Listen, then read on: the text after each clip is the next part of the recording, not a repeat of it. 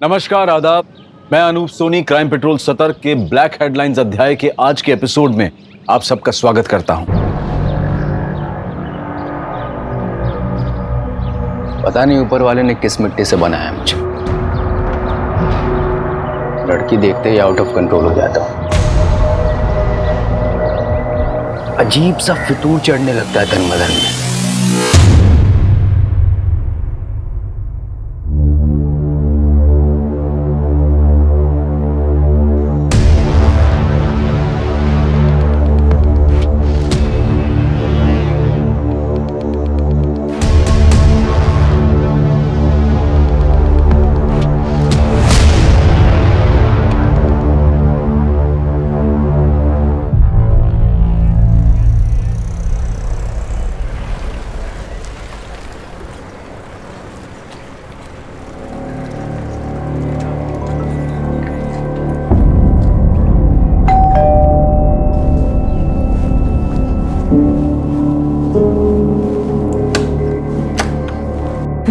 आ गई बेटा। अच्छा जल्दी से फ्रेश हो जा, मैं तेरे लिए खाना लगाती हूँ। नहीं मम्मा, अभी भूख नहीं है।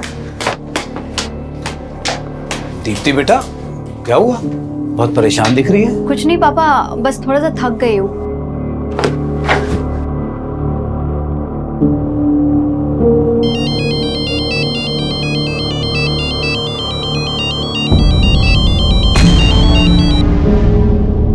हेलो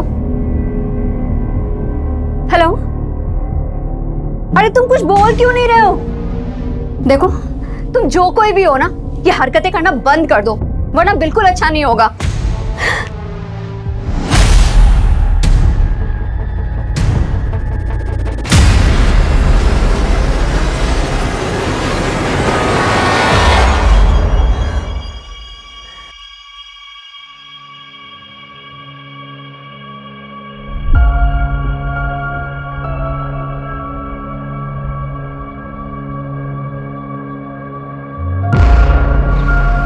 सरफराज, यहाँ क्यों खड़े? अरे कुछ नहीं भाईजान, बस देख रहा था हमारी बीवियाँ कितना काम करती है, कैसे मशरूफ रहती है काम में। और तुम कहाँ मशरूफ थे? दिन भर से दिखाई नहीं दिए। देखा भाईजान, आपकी बहन एक बार मुझे देख ना लेना तो दिन नहीं कटता इनका। क्यों मिस कर रहे थे हमें? कमाल की जोड़ी है तुम दोनों की। एक साथ होते हो ना तो रौनक आ जाती है। अरे कहाँ भाभी जान, दूर के ढोल सुहाने होते हैं, वरना किस्मत तो अरबाज भाई की अच्छी है जो आप उनके गले का हार बनी। हमारी किस्मत में तो कांटे लगे हैं बस। अच्छा, बहुत चुपती हूँ ना मैं, भी बताती हूँ। आयशा ये क्या कर रही हो? बहुत चुपती हूँ ना मैं। रुको रुको। अरे आयशा ये क्या कर रही तुम? आयशा ये बाहर निकलो। सरफराज, बच्चों की तरह।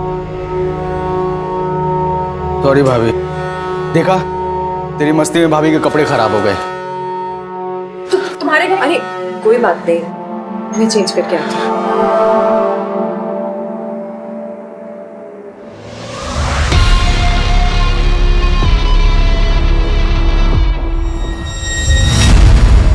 हाँ मम्मी, हाँ बस ऑफिस से निकल गई हूँ। ध्यान से आना। मम्मी आप ज्यादा टेंशन मत लीजिए। अच्छा मम्मी एक बात बताना, वो राजन मेरा लैपटॉप रिपेयर करके दे गया? नहीं, तेरा लैपटॉप तो नहीं आया। अरे कितना बड़ा झूठा है, मुझसे तो कह रहा था दोपहर तक रिपेयर करके घर पहुंचा दूंगा। चलो मैं जाके देखती हूँ। भैया समता नगर। हाँ।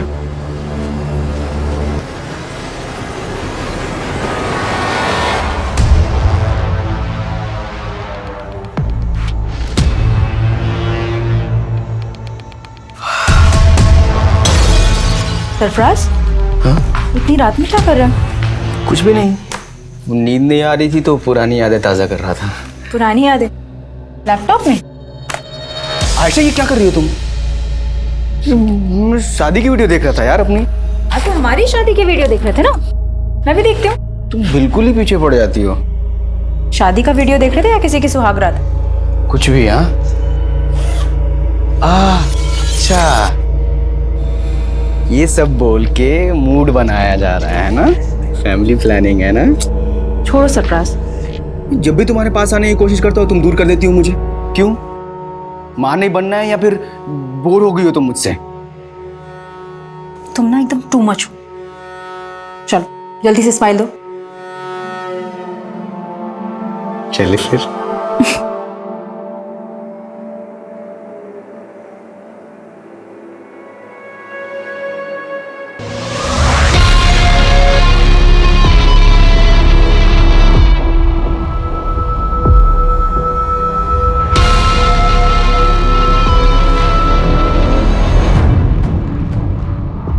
कहते हैं कि इंसान अपने तौर तरीके बदल सकता है, लेकिन फितरत बदलना बहुत मुश्किल काम है। और अगर फितरत बुरी हो तो उसके फितूर और भी खौफनाक होते हैं। और ऐसे फितूर में जीने वाले कभी पीछे मुड़कर नहीं देखते, जबकि आगे सिर्फ तबाही होती है। और ऐसी ही तबाही सरफराज का भी इंतजार कर रही थी।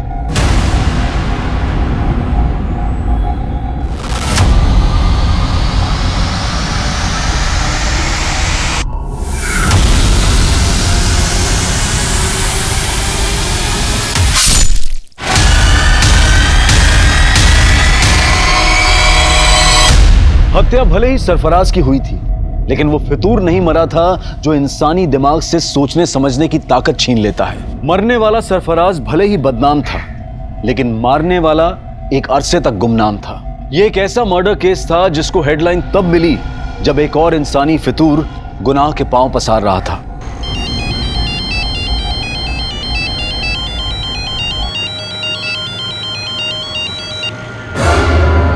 भैया जरा आराम से चलाइए आप।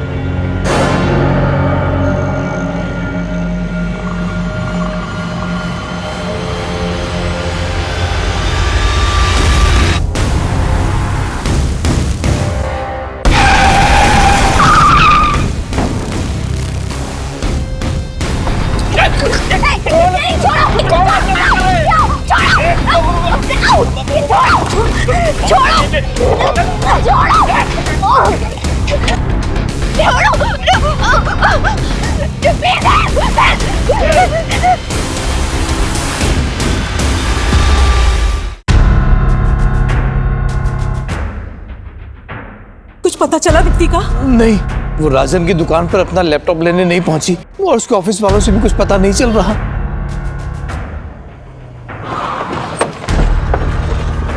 सर मैंने ही फोन किया था आपको। यहीं से अगवा करके ले गए सर। मैं उन्हें यहीं समता नगर लेकर जा रहा था, इतने में वहीं से 2 लड़के आए और उठा कर ले गए सर। उस गाड़ी का नंबर नोट किया जिसमें लड़की को लेके गए? नहीं सर, सब कुछ इतना जल्दी हो गया कुछ समझ में नहीं आया सर। लेकिन सर वैन ब्लू कलर की थी सर।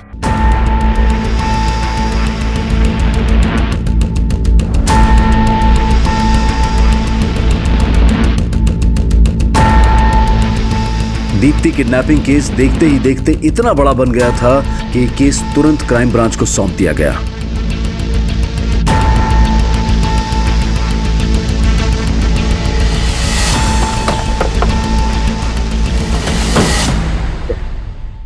जैन सर। जैन, क्या अपडेट? सर बोरीवली कॉम्प्लेक्स से किडनैपिंग स्पॉट तक उस ऑटो का ट्रेल चेक किया। जहां जहां सीसीटीवी मिला वहां उस ऑटो के पीछे वैसी कोई ब्लू वैन नहीं दिखी सर। और जहां किडनैपिंग हुई थी वहां सीसीटीवी नहीं था, इसलिए वैन आगे किस डायरेक्शन में गई इसका ट्रेस भी नहीं मिला।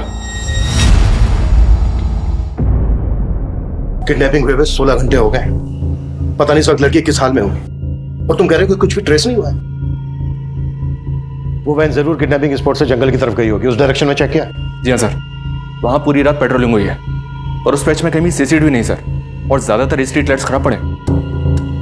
मैं मानता हूँ क्रिमिनल्स इन बातों का फायदा उठाते हैं, लेकिन हम ये एक्सक्यूज नहीं दे सकते। पता है ना मीडिया में कितना बवाल हो रहा है। सर जिस लड़की की किडनैपिंग हुई थी उसकी पहचान पता चल गई है। कल देर रात एक दीप्ति नाम की लड़की की मिसिंग कंप्लेंट फाइल हुई थी, और ये दीप्ति उसी एरिया में रहती है जहां से किडनैपिंग हुई थी। सर मैंने ऑटो वाले को इस लड़की की फोटो दिखाई तो उसने कहा कि वही लड़की है जो उसके ऑटो से किडनैप हुई थी।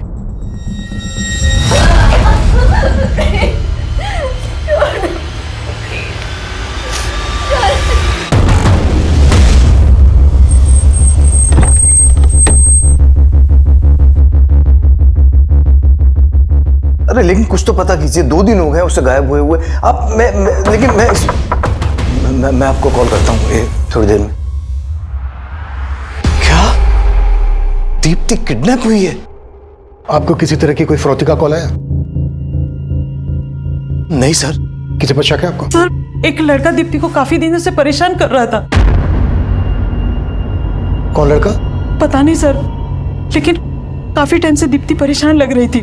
कुछ दिन पहले वो फोन पे किसी के साथ झगड़ा कर रही थी, तभी इस बात का पता चला। देखो, तुम जो कोई भी हो ना, ये हरकतें करना बंद कर दो, वरना बिल्कुल अच्छा नहीं होगा।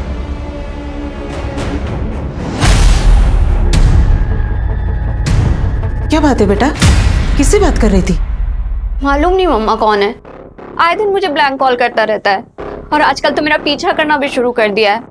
और मम्मा आज तो उसने हद ही कर दी, मतलब इतना सब कुछ दीप्ति के साथ हो रहा था तो आप लोगों ने पुलिस कंप्लेन क्यों नहीं की? यही गलती हो गई सर, पता नहीं था कि दीप्ति के साथ। प्लीज सर, प्लीज उसका पता कीजिए सर। देखिए, हम पूरी कोशिश कर रहे हैं, ये काम है हमारा। आप लोगों ने कल दीप्ति को आखिरी बार कब देखा था? जी, कल सुबह जब ऑफिस जा रही थी। कहाँ ऑफिस है दीप्ति का? जी, बोरीवली में एबल कंप्यूटर्स नाम की कंपनी है, वहीं पर सेल्स एग्जीक्यूटिव है। ऑफिस से निकलते वक्त उसने अपनी मम्मी को फोन भी किया था। अच्छा मम्मी, एक बात बताना, वो राजन मेरा लैपटॉप रिपेयर करके दे गया? नहीं, तेरा लैपटॉप तो नहीं आया।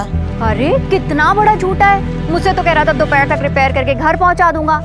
चलो मैं जाके देखती हूँ। दीप्ति रात को 9 बजे तक घर ही नहीं पहुंची, फिर उसका फोन भी बंद आने लगा। मैं राजन की दुकान पर गया पूछने के लिए, तो वो कहने लगा कि दीप्ति वहां भी नहीं पहुंची। ये राजन की शॉप कहाँ है? हाँ सर, दीप्ति मैडम मेरी पुरानी कस्टमर है, उन्होंने अपना लैपटॉप ठीक करने के लिए मुझे दिया था। राजन भाई, अरे ये लैपटॉप चेक कर लेना, आजकल बहुत हैंग कर रहा है और इसमें वाईफाई का सिग्नल भी नहीं शो करता है। अरे मैडम 2 मिनट में चेक करके बताता हूँ प्रॉब्लम क्या है। आप बैठो ना, बैठो बैठो। ओए, इधर मैडम के लिए कोल्ड ड्रिंक लेके आ जल्दी। नहीं राजन भाई, मुझे ना बहुत लेट हो रहा है, आप इसको सही करा के ना घर पहुंचा देना बस। आप इसे भी रखो और पहुंचा देना आप, ठीक है? अरे मैडम 2 मिनट में देख। कल शाम 7 साढ़े 7 बजे उनका फोन भी आया था मुझे।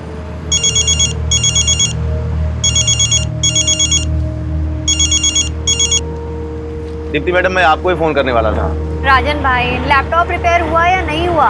हाँ बिल्कुल रिपेयर हो गया है, लेकिन मैं पहुंचा नहीं पाया। आप दुकान पे आके ले जा सकती हैं? चलो ठीक है, फिर मैं ही आकर ले जाती हूँ। लेकिन फिर वो आई नहीं। रात में उनके पापा आए थे, दीप्ति को लेके काफी परेशान थे। दीप्ति की किडनैपिंग तो यहाँ पास में ही हुई थी, तुम्हें इस बारे में कुछ पता नहीं चला?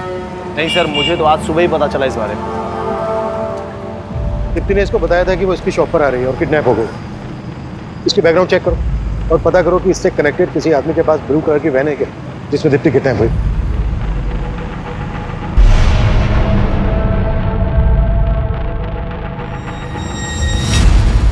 दीप्ति के पेरेंट्स ने बताया था कि कोई लड़का दीप्ति को ब्लैंक कॉल करता है, स्टॉक करता है। दीप्ति के कॉल रिकॉर्ड से स्टडी करो और जहां जहां दीप्ति का आना जाना था वहां सीसीटीवी फुटेज चेक करो। ये लड़का दीप्ति के ऑफिस, गली, मोहल्ले कहीं से भी कनेक्टेड हो सकता है।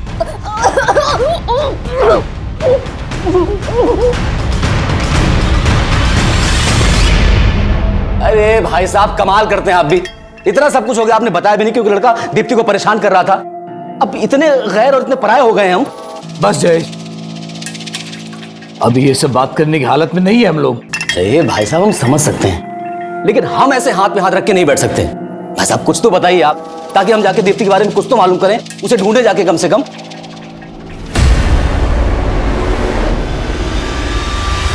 दीप्ति के किडनैपर्स तक पहुंचने के लिए दीप्ति के ऑफिस, घर, मोहल्ले, हर जगह पूछताछ की जा रही थी, लेकिन दीप्ति को सही सलामत ढूंढने की पुलिस की कोशिश अब नाकाम हो गई थी।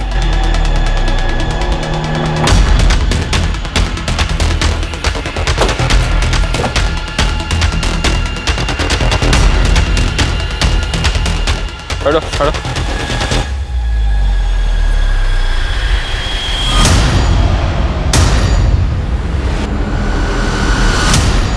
हालत देखकर तो लग रहा है सर इसके साथ रेप भी हुआ है।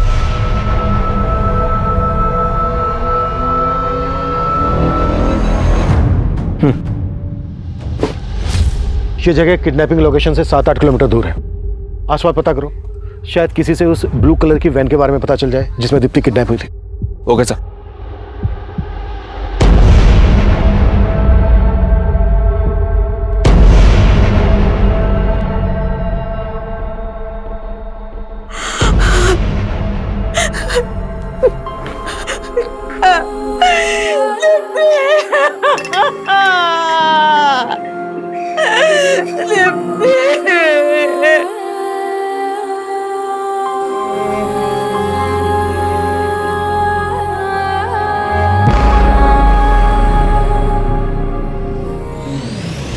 इस लड़के को जानते हैं आप लोग?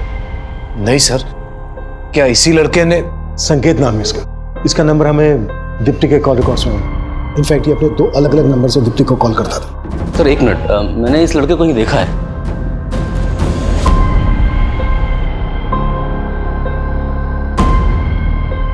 हाँ सर, इस लड़के को मैंने दीप्ति के साथ देखा था। दीप्ति बहुत गुस्से में लग रही थी। जब मैं वहां पहुंचा तो लड़का चला गया वहां से। दीप्ति, क्या हुआ? निकलो यहाँ से तुम। कौन था ये? दीप्ति ने तो कुछ नहीं बताया। हो सकता है कि ये वही लड़का हो जो उसको स्टॉक कर रहा था। जब इस लड़के को दीप्ति के साथ देखा था आपने, कब की बात है? काफी समय पहले थी। कहाँ देखा था? दीप्ति के ऑफिस के बाहर। सर मैंने कुछ नहीं किया दीप्ति के साथ, वो मेरी अच्छी दोस्त थी इसलिए फोन करता था उसको। वो भी 2 नंबर से स्टॉक करता था उसको, पीछा करता था उसका? नहीं सर, मैं उसको स्टॉक क्यों करूंगा सर, वो मेरी बहुत अच्छी दोस्त थी, बल्कि मैं तो उसके साथ शादी भी करना चाहता था। अच्छा, तो बात यहाँ तक पहुँच गई थी? सर मैं झूठ नहीं बोलूंगा, मैं जिस कंपनी में जॉब करता हूँ उनको दीप्ति की कंपनी कंप्यूटर सप्लाई करती है, इस वजह से हमारी फोन पर बातें होती थी। उसके बाद हम दोनों एक दूसरे को पसंद भी करते थे। ये लो। Thank you. यार दीप्ति, तुम इतनी इंटेलिजेंट हो, MBA भी किया हुआ है तुमने, ये कंपनी में क्यों फंसी हो? तुम्हें तो बहुत अच्छे जॉब ऑफर्स मिल सकते हैं। फंसी नहीं हूँ संकेत, मैं ना बस सही मौके का इंतजार कर रही हूँ। सही मौका मिलते ही मैं सीधा अब्रॉड। सच में? और जॉब के अलावा क्या सोचा है तुमने?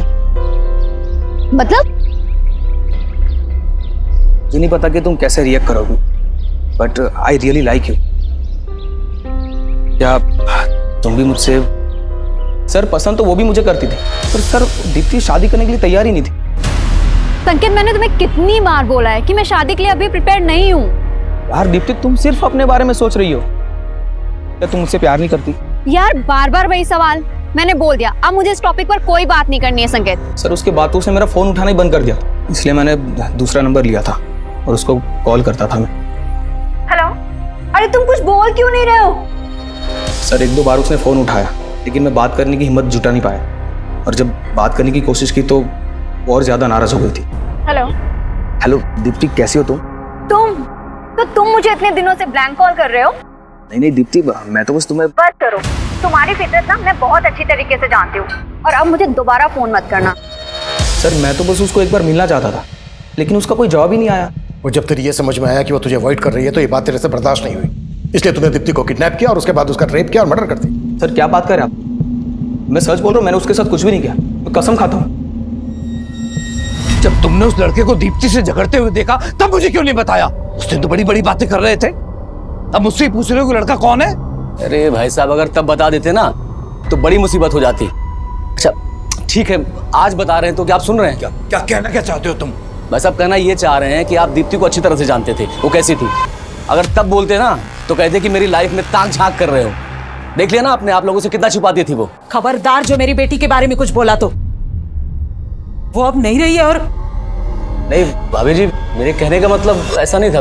तुम्हारा सब मतलब समझती हूँ मैं। मुझे ये बताओ कि तुम दीप्ति के ऑफिस के पास क्या करने गए थे?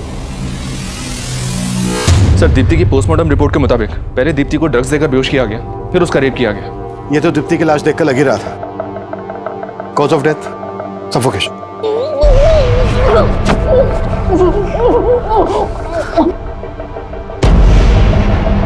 लेकिन सर किलर यहीं तक नहीं रुका, दीप्ति की लाश के साथ भी कई बार रेप किया गया। ये कोई विकृत मानसिकता वाला ही कर सकता है। संकेत ने कुछ बोला? नहीं सर, लेकिन हाँ सर, किलर ने दीप्ति की बॉडी से अपना DNA भी वाइप आउट कर दिया। दीप्ति को 2 लोगों ने किडनैप किया था। अगर संकेत दीप्ति की किडनैपिंग में शामिल है तो उसका कोई दूसरा साथी भी होगा। एक काम करो, संकेत को जाने दो और नजर रखो इस पर, और पता करो कि संकेत से कनेक्टेड किसी भी आदमी के पास ब्लू कलर की वैन है क्या। और सर इसके अलावा राजन के बारे में एक बात पता चली है। राजन पे तकरीबन 1 साल पहले एक लड़की ने मोलेस्टेशन का चार्ज लगाया था। केस स्ट्रॉन्ग नहीं था इसलिए छूट गया। इसे देखकर ही लग रहा था कि आदमी ठीक नहीं है। लेकिन सर फिलहाल इसके बैकग्राउंड में ऐसा कोई नहीं मिला है जिसके पास कोई ब्लू कलर की वैन हो। 1 मिनट। हाँ अभिषेक बोलो। सर राजन के बारे में पूछताछ की तो राजन का एक हेल्पर गिरीश सामने आया है। तो उसके पास राजन का एक लैपटॉप भी है। सर ये राजन भाई का लैपटॉप है जिसमें राजन भाई ने वो लड़कियों की गंदी गंदी तस्वीर रखी है सर।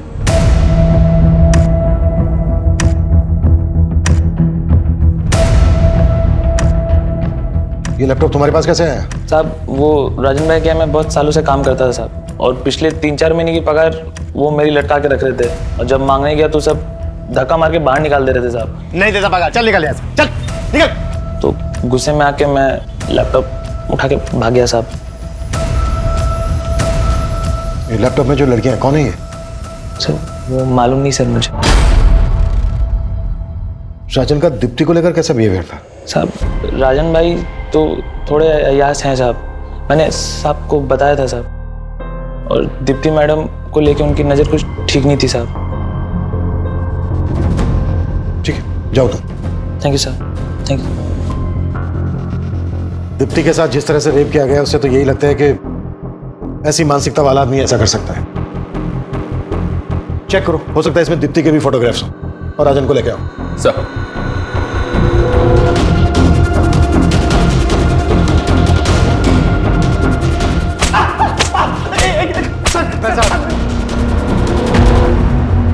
दीप्ति ने आखिरी कॉल तुझे किया था, और सीधे सीधे बोल, दीप्ति के रेप और मर्डर में तेरे साथ दूसरा कौन शामिल था? सर मैंने कुछ नहीं किया है, आपको जरूर कोई गलतफहमी हो रही होगी। तेरे लैपटॉप में जो न्यूड पिक्चर्स हैं, किन लड़कियों की हैं? मेरे लैपटॉप में? मेरा कौन सा लैपटॉप? अरे वही लैपटॉप जो गिरीश तेरी दुकान से लेके भागा था। हाँ सर, गिरीश मेरी दुकान से लैपटॉप लेकर भागा था, लेकिन सर वो लैपटॉप मेरा नहीं है, वो तो एक लड़का मेरी दुकान पे मुझे बेच के गया था। अच्छा, तो कहानी सोच क्या है? सर मैं सच बोल रहा हूँ, एक दिन एक लड़का उस लैपटॉप को लेकर मेरी दुकान पे आया था और मुझे बेच के गया था।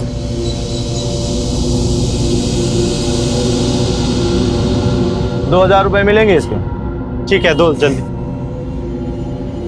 सर वो लैपटॉप बेचना चाहता था, मैंने 2000 रुपए में खरीद लिया। मैंने सोचा था कि इसको ऊंचे दाम में बेच दूंगा, मुझे नहीं पता था कि उस लैपटॉप में वो सब फोटोज हैं। कौन था वो लड़का? मुझे नहीं पता सर, वो तो मैंने पहली बार अपनी दुकान पे देखा उस लड़के को। सर मैं एक इज्जतदार आदमी हूँ। ओ इज्जतदार आदमी, सब पता क्या है हमने तेरे बारे में? मोलेस्टेशन का चार्ज लगा था तुझ पर। वो तो झूठा आरोप है सर मेरे ऊपर, मैं सच बोल रहा हूँ। ऐसे नहीं उगलेगा ये। उगलवा इस। Stop. Sir sir sir sir sir एक मिनट सर।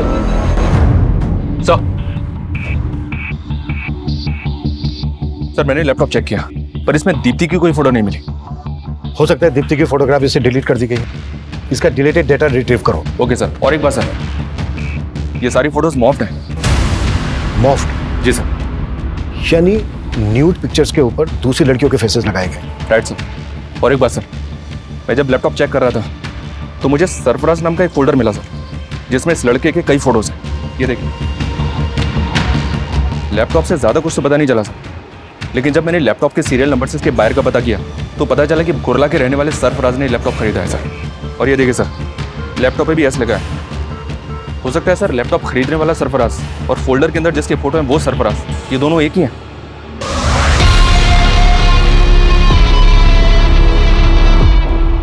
पॉसिबल है। अभिषेक, कुर्ला पुलिस से कांटेक्ट करो और सरफराज को लेकर आओ। सर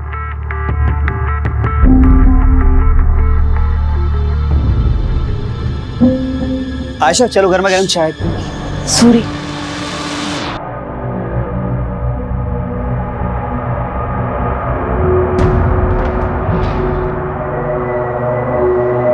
आयशा, मैं बहुत दिनों से तुमसे कुछ बात करना चाह रहा था। किस बारे में? माना कि तुम्हारी डिलीवरी में काफ़ी कॉम्प्लिकेशंस थी, लेकिन अब तुम फिट हो और जूही भी 1 साल की हो गई है। आयशा, तुम वही बिजनेस फिर से शुरू क्यों नहीं कर देती जो तुम जुबैदा भाभी के साथ करती थी? नहीं वसीम, अब हालात बहुत बदल गए हैं। मुझे नहीं लगता कि जुबैदा भाभी दोबारा वो काम शुरू करना चाहेंगी। तो तुम क्यों शुरू नहीं कर देती? क्यों? मेरा और जूही का खर्च चलाना मुश्किल हो रहा है क्या? आयशा, मैंने तुम्हारी हर मुश्किल को आसान किया है और तुम मेरे लिए मुश्किल नहीं बन सकती। और जूही, उसका नाम नहीं लिया तुमने? क्यों? वो सरफराज का खून है इसलिए?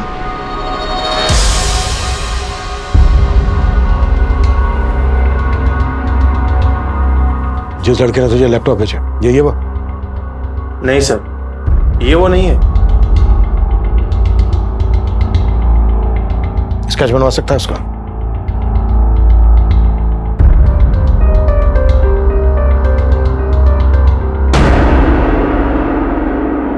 हाँ, वो लड़का कुछ कुछ ऐसा ही दिखता था। 2000 रुपए मिलेंगे इसके। ठीक है, दो। दीप्ति का जहां जहां आना जाना था वहां की मैंने सीसीटीवी फुटेज चेक करने के लिए बोला था। क्या अपडेट है उसका? सर हमने दीप्ति के फोन के लोकेशन के हिसाब से ऐसे कई एरियाज की फुटेज निकलवाई है, लेकिन सर फुटेज काफी ज्यादा है। फुटेज ज्यादा है तो ज्यादा आदमी लगाओ चेक करने के लिए। फुटेज में जहां जहां दीप्ति स्पॉट हुई है वहां पर उसको स्टॉक करने वाला भी हो सकता है, और वो संकेत, राजन, सरफराज कोई भी हो सकता है, या फिर ये स्केच वाला भी हो सकता है, जिसका पता लगाना है। जी सर। दीप्ति की हत्या हुए अब 10 दिन बीत चुके थे, लेकिन दीप्ति के हत्यारे की तलाश में अब पुलिस को सरफराज से जुड़े ऐसे राज पता चलने वाले थे जो इस केस को और भी उलझा देने वाले थे। सर मैंने कुर्ला पुलिस से कांटेक्ट किया तो मालूम चला कि सरफराज पिछले 1.5 साल से लापता है। लापता है?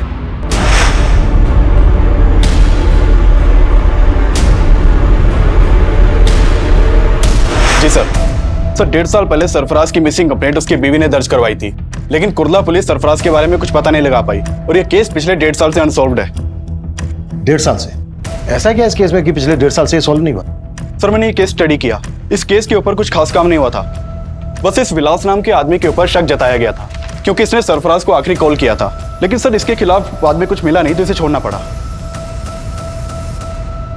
1.5 साल पहले सरफराज गायब होता है और 1.5 साल के बाद यह लड़का सरफराज का लैपटॉप राजन की दुकान पर भेजता है।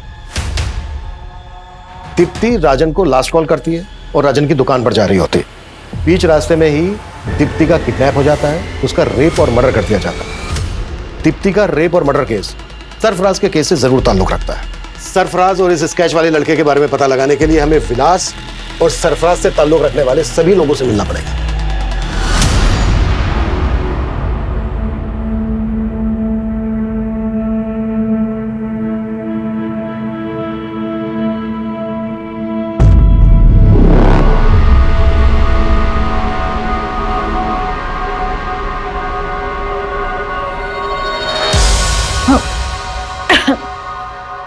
क्या हुआ ऐशा?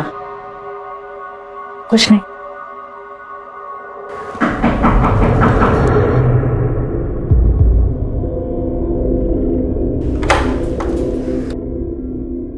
जी आयशा। जी हाँ। मैं inspector Abhimanyu Jindal, crime branch. हमें आपके पति सरफराज के बारे में आपसे कुछ बात करनी है। सरफराज? पूरे 1.5 साल बाद सरफराज के बारे में? पूछिए, क्या पूछना है? हमें आपके पति सरफराज का लैपटॉप मिला है। सरफराज का लैपटॉप कहाँ? और सरफराज? ढूंढ रहे हैं मुझे। दरअसल सरफराज का लैपटॉप दहीसर में दुकान पर बेचा गया और जिसने बेचा तो ये लड़का है। आप जानती हैं इसको? नहीं। सरफराज के लैपटॉप में हमें कुछ लड़कियों के फोटोग्राफ्स मिले हैं। उनके फेसेस कुछ न्यूड पिक्चर्स के साथ मॉर्फ किए गए। दहीसर के जिस एरिया में सरफराज का लैपटॉप बेचा गया, रिसेंटली उसी एरिया में दीप्ति नाम की लड़की का रेप और मर्डर किया गया। जानती हैं आप दीप्ति को? कभी आपने देखा था सरफराज के साथ इसे? जी नहीं, मैं इस लड़की को नहीं जानती, लेकिन मैं इतना ज़रूर जानती हूँ कि सरफराज के लैपटॉप में बहुत सारी लड़कियों के फोटोग्राफ्स थे, लेकिन मैंने कभी किसी लड़के के न्यूड फोटोग्राफ्स नहीं देखे।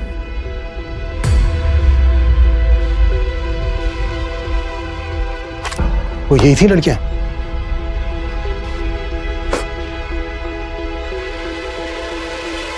नहीं, मैं इनमें से किसी को नहीं जानती, लेकिन हाँ, सरफराज से ज़रूर जानना चाहती थी कि ये लड़कियां कौन थी। कौन है ये लड़कियां? और इनके फोटोग्राफ्स तुम्हारे लैपटॉप में क्या कर रहे हैं सरफराज? अच्छा, इसीलिए तुम उस दिन अपना लैपटॉप मुझे नहीं दे रहे थे, है ना? चुप क्यों हो? बोलो सरफराज। मेरा पास्ट, तुमसे शादी करने से पहले ये सारी लड़कियां मेरी लाइफ में आई थी एक एक करके, और मैं सबसे प्यार करता था। फिर मुझसे शादी क्यों की? क्योंकि मैं इन सबके प्यार में नाकाम हो चुका था। मैं नहीं चाहता कि हमारा रिश्ता नाकाम हो। इतना सब जानते हुए भी मैंने सरफराज को माफ कर दी, लेकिन वो भरोसे के लायक ही नहीं था। एक दिन वही हमें छोड़कर चला गया। लेकिन सरफराज की मिसिंग कंप्लेंट लिखवाते वक्त ये बातें तो आपने बताई नहीं थी। क्योंकि मुझे उम्मीद थी कि एक दिन वो लौटकर जरूर आएगा। मेरे पेट में उसका बच्चा था, लेकिन ना तो उसे मेरी परवाह थी, न ही अपने बच्चे की। अगर वसीम ना होते, ना तो आज मैं जिंदा होती, ना ही मेरी बच्ची। वसीम? आप ही वसीम हैं? जी सर, मैं वसीम, सरफराज का दोस्त। और अब हम पति पत्नी। हाँ सर, आज से 1.5 साल पहले से मैं सरफराज के कांटेक्ट में था सर। वो एक ब्रोकर था और मुझे एक प्लॉट की तलाश थी सर, और इसलिए मैं उससे मिला था। और ये बात सर मैंने कुर्ला पुलिस को भी बताई थी। लेकिन 1.5 साल बाद अब हमें पता चला है कि इस आदमी ने सरफराज का लैपटॉप दहीसर में बेचा था। क्या उस दौरान कभी इस आदमी को सरफराज के साथ देखा था? नहीं सर, सर मुझे ध्यान में नहीं है। शायद कभी देखा होगा सरफराज के साथ में। इसका नाम सरफराज है, ये 1.5 साल से लापता है। क्या इसको जानते हैं आप लोग? कभी दीप्ति के साथ देखा हो इसको?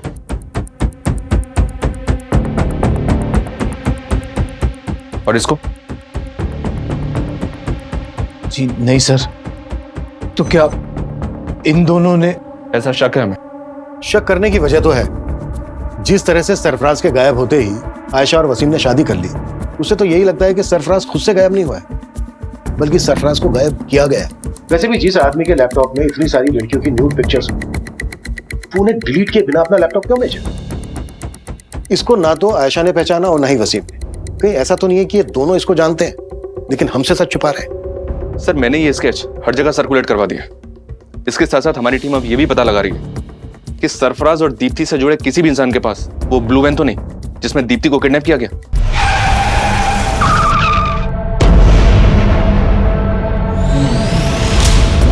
सरफराज के लैपटॉप में जितनी भी लड़कियों के फोटोग्राफ्स हैं, हमें उन सबकी पहचान पता करनी होगी। आशा का कहना है कि इन सभी लड़कियों के साथ सरफराज का अफेयर था। अगर ये सच है तो पॉसिबल है दीप्ति भी सरफराज का पास्ट। लैपटॉप का डिलीटेड डेटा रिट्रीव हुआ? फिलहाल तो नहीं सर, जल्दी हो जाएगा।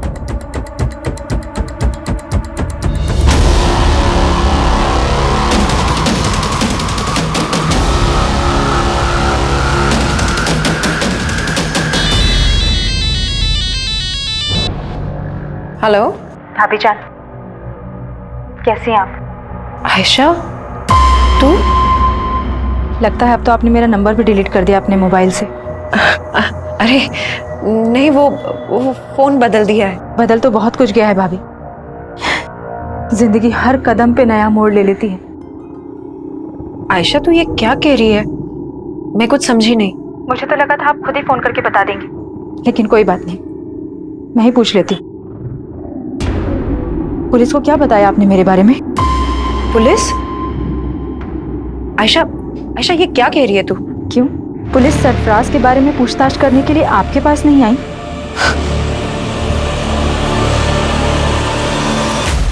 सर हमने दीप्ति के ऑफिस के बाहर की पिछले 2 महीने की कई सीसीटीवी फुटेज चेक की। उनमें से कई फुटेज में दीप्ति संकेत के साथ दिखाई दे रही है, लेकिन सर फुटेज में संकेत दीप्ति को स्टॉक करता हुआ नहीं दिखाई दे रहा। लेकिन दीप्ति को लगता था कि कोई लड़का उसको स्टॉक करता था, पीछा करता था उसको। बाकी की फुटेज भी चेक करो। जी सर। और एक बात है सर, दीप्ति की हत्या से 2 दिन पहले उसका चाचा उसके ऑफिस के बाहर देखा गया था। मैंने और चेक किया तो पता चला कि दीप्ति का चाचा अक्सर दीप्ति के ऑफिस वाले एरिया में जाया करता था। इसके खिलाफ मिला कुछ? अनमेरिड, जॉबलेस, फ्रस्ट्रेटेड आदमी है सर। शराब की भी लत है। कुछ साल पहले तक दीप्ति के पेरेंट्स के साथ ही रहता था। दीप्ति के फादर इसकी आदतों से परेशान थे, इसलिए इसे अलग कर दिया। जयेश घर में अपना हिस्सा मांग रहा था सर, और दीप्ति घर बेचने के खिलाफ थी। हाँ सर, ये बात सही है कि जयेश चाहता था कि मैं घर बेच दूं और उसे उसका हिस्सा दे दूं। लेकिन दीप्ति ये नहीं चाहती थी कि ये घर में के।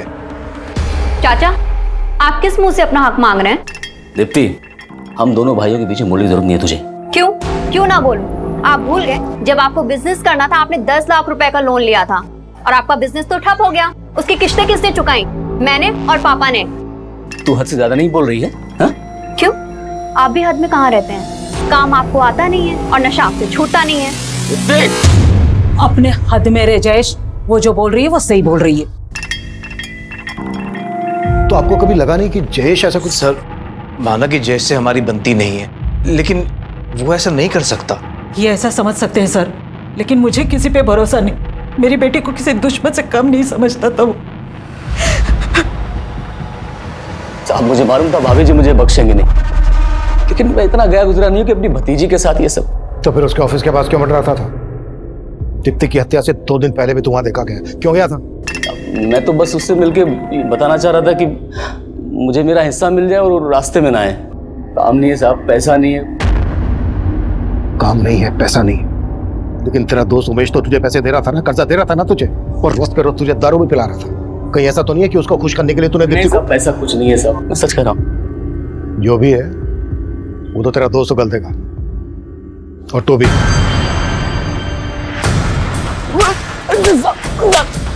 मैंने कुछ नहीं किया था सर। इस लैपटॉप का डिलीटेड डाटा रिट्रीव कर लिया गया है सर। इसमें दीप्ति के फोटोज नहीं मिले। ये देखिए, एक दूसरी लड़की के न्यूड फोटोज मिले हैं। मतलब इस लड़की के फोटोग्राफ्स मॉर्फ नहीं किए गए? नहीं सर, ये फोटोज मॉर्फ नहीं किए गए, बल्कि ओरिजिनली ऐसे ही खींचे गए हैं।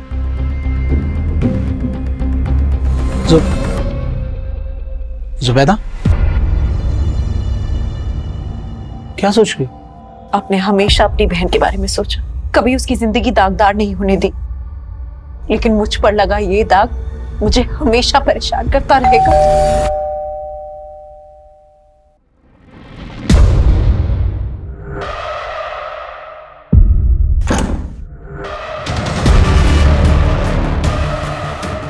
एक दूसरी लड़की के न्यूड फोटोज मिले हैं। मतलब इस लड़की के फोटोग्राफ्स मॉर्फ नहीं किए गए? आप कुछ बोल क्यों नहीं रही हैं? सरफराज के लैपटॉप में आपके ये फोटो होने की कोई तो वजह होगी। वजह थी, सरफराज अय्याज था, गलती हमारी भी थी। मैंने बिना जाने बिना परखे अपनी बहन की शादी उसके साथ करवा दी, और उसके बाद उसको पड़ोस में ही घर दिलवा दिया। फिर वो मेरी बीवी पे ही ताक झांक करने लगा।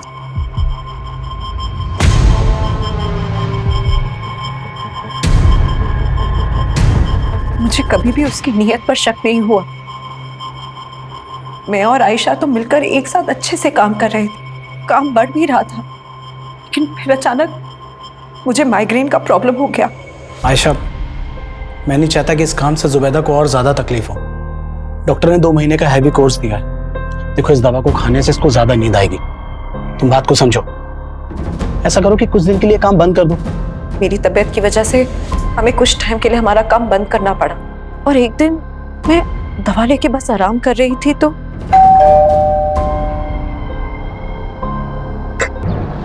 हाय भाभी। क्या हुआ? आपकी तबीयत ठीक नहीं है? वो थोड़ा सर बहुत चकरा रहा था। और अरबाज भाई कहाँ है? अगर आपकी तबीयत इतनी खराब थी तो मुझे बताना चाहिए था। मैं दवा के नशे में थी, और फिर अचानक न जाने कैसे मेरी आंख लग गई।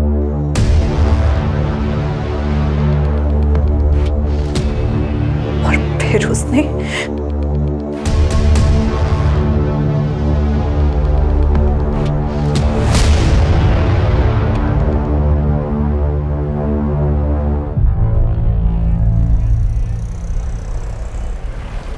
तब मुझे कुछ नहीं पता चला, लेकिन जब आँख खुली तो फिर अरबाज घर वापस आए तो मैंने सब कुछ बता दी। मैं तो उसी वक्त पुलिस के पास जाना चाहती थी, लेकिन इन्होंने मना कर दिया। उसके बाद हम यहाँ मेरे मायके चले आए, लेकिन सरफराज ने उसके बाद मुझे ब्लैकमेल करना शुरू कर दिया। सरफराज, तुम ये सही नहीं कर रहे हो। मैं आयशा को सब कुछ बता दूंगी। तो बता दो, डरता नहीं हूं मैं। सरफराज, सरफराज, क्यों तू मेरी बहन और मेरी बीवी की जिंदगी बर्बाद कर रहा है? ठीक है, आप जैसा बोल रहे हो मैं वैसा ही करूंगा। बस एक रात के लिए जुबैदा को मेरे साथ छोड़ दो। चिल्ला मत। अगर मेरी बात नहीं मानी तो जुबैदा की फोटो इंटरनेट पे अपलोड कर दूंगा। सर, उसने नाक में दम कर दिया था, इसीलिए तुमने उसे अपने रास्ते से हटा दिया? नहीं, इसकी मदद से? नहीं सर, हम इसे नहीं जानते सर। जुबैदा और अरबाज सस्पेक्ट नजर आ रहे थे, लेकिन सरफराज के साथ क्या हुआ होगा इसको लेकर पुलिस नतीजे तक नहीं पहुंच पा रही थी और उन्हें उस आदमी की तलाश थी जिसने सरफराज का लैपटॉप राजन को बेचा था। वहीं जुबैदा के अलावा सरफराज के लैपटॉप में कई लड़कियों के आपत्तिजनक फोटो थे और पुलिस एक एक करके हर लड़की को आइडेंटिफाई कर रही थी, लेकिन उनमें से ज्यादातर लड़कियों का कहना था कि वो सरफराज को ठीक से जानती तक नहीं थी। पुलिस के मन में बार बार ये सवाल उठ रहा था कि 1.5 साल पुराना वो केस दीप्ति के रेप और मर्डर से कैसे जुड़ा था। सर, हमने इस फुटेज को क्लोजली एग्जामिन किया तो ये देखा, 1-2 जगह और ये दीप्ति के पीछे जाता हुआ देखा। शर्मा, पता करो इसके साथ दूसरा और कौन था। जी सर। सर मैंने कुछ नहीं किया था सर, मैंने क्या किया सर? सब पता चल गया है हमें। तू ही दीप्ति को स्टॉक करता था, पीछा करता था उसका, और हमने तेरे उस मैकेनिक दोस्त नरेश के बारे में भी पता लगा लिया, जिसके गैरेज की ब्लू कलर की वैन में तुम दोनों ने मिलकर दीप्ति को किडनैप किया। तेरे उस मैकेनिक दोस्त ने सब कुछ उगल दिया है। बेहतर यही होगा कि तू भी उगल दे। सब राजन भाई नहीं है क्या? राजन भाई तो बाहर है। अच्छा, मेरा हार्ड ड्राइव ठीक हो गया? हाँ, वो हो गया ठीक मैडम। दो अच्छी लगती थी दीप्ति मुझे। दिन रात उसका चेहरा मेरे मन में घूमता रहता था, छूना चाहता था मैं उसको। पागल हो गया था मैं, पागल।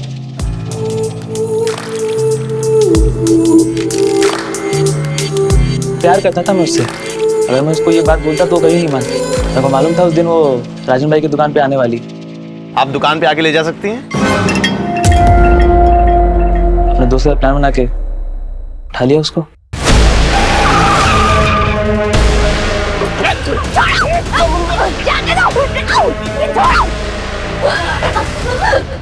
जाने दो मुझे। नहीं, डरो मत दीप्ति, मैं प्यार करता हूँ दीप्ति तुमसे। शादी कर लो मुझसे दीप्ति, शादी कर लो।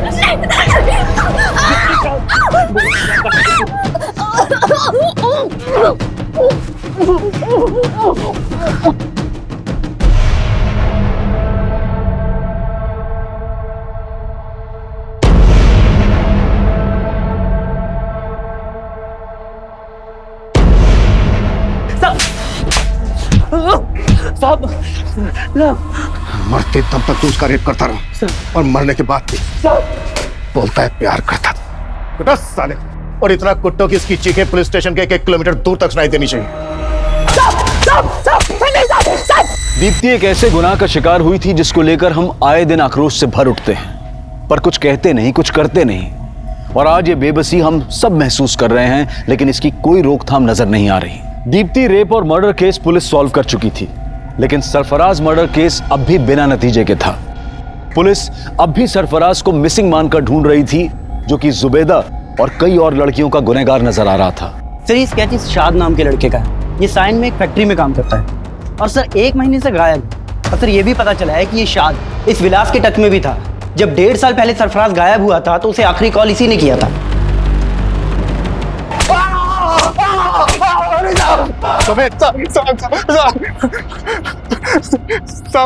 साथ मेरा दोस्त था साहब, और वो लैपटॉप मेरे स्टोर रूम में रखा हुआ था साहब। बिना पूछे मुझसे उठा के ले गया और उसे बेच दिया साहब। तो शाद इस वक्त कहाँ है? आपने उसका स्केच दिखाया था ना, मैं डर गया था साहब, मैंने उसे गांव भेज दिया। तो तूने और शाद ने मिलकर सरफराज को गायब किया था? नहीं साहब, शाद ने कुछ नहीं किया साहब। तो फिर कौन मिला हुआ था तेरे साथ? कहाँ है सरफराज? क्या किया उसके साथ?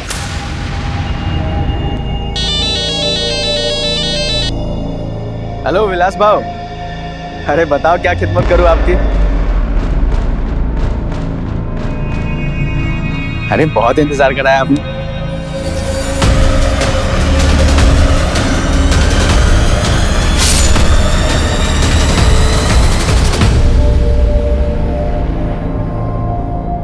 लैपटॉप निकाल ले उसका, निकाल जल्दी। फिर मैं और यूसुफ मियां ने सरफराज की बॉडी को गड्ढे में डालकर ढक दिया और सब लैपटॉप लेके घर आ गए। सरफराज ने जब मेरी बेटी जुबैदा के वो गंदी फोटो खींचे तब वो मेरे दामाद के साथ मेरे घर सूरत आ गए। मेरी बेटी की तरह मैं भी चाहता था कि हम पुलिस के पास जाए, मगर मेरा दामाद नहीं माना। अगर हम पुलिस के पास गए तो हमारी बहन की जिंदगी बर्बाद हो जाए। अरे कैसे बातें कर रहे हैं आप? बात समझिए, अब अगर पुलिस के सामने अगर ये बात आई तो हमारी बड़ी बदनामी होगी। अभी पुलिस नहीं, मैं फिर भी खून के घूंट पी के रह गया। लेकिन जब उसने मेरी बेटी की फोटो इंटरनेट पर डालने की धमकी देनी शुरू की, तब मैं खुद गया उसे समझाने, उसकी मिन्नतें करने। खुदा से डर बेटा, वो फोटो डिलीट कर दे। अपनी बेटी दे दे, सिर्फ एक रात के लिए। राज, तू ये सही नहीं कर रहा है, समझा? चले, क्या जो करना कर ले। विलास को तो मैं काफी दिनों से जानता था, बहुत सारा कर्जा लेकर रखा था उसने मुझसे। और तुमने उसको बोला कि अगर वो तुम्हारा साथ देगा तो तुम उसका सारा कर्जा माफ कर दो। मैंने जो भी किया अपनी बेटी के आबरू बचाने के लिए किया, और मुझे उसका जरा भी अफसोस नहीं है। जुबैदा के पिता यूसुफ ने कहा कि उसे अपने किए का कोई पछतावा नहीं है। और हमारे समाज और हमारे आसपास शायद ऐसे कई लोग होंगे जो शायद ये सोचते होंगे कि सिर्फ सरफराज ही क्यों, अगर दीप्ति के गुनहगार गिरीश का भी सरफराज जैसा ही अंजाम होता तो शायद गलत नहीं होता। हाल ही में हमारे देश में ऐसा बहुत कुछ हुआ जहां महिलाओं के साथ गलत करने वालों को सूली या गोली, किसी भी तरह से इंसाफ दिलाने की मांग उठ रही थी। लेकिन इंसाफ के मामलों में जज्बात और फितूर से नहीं, बल्कि कानूनी प्रक्रिया से ही फैसलों तक पहुंचना चाहिए। अगर जुबैदा का पति अरबाज पहले से ही पुलिस की मदद लेने का फैसला कर लेता तो जुबैदा के पिता की बेबसी का फितूर उन्हें आज कटघरे में लाकर खड़ा नहीं करता।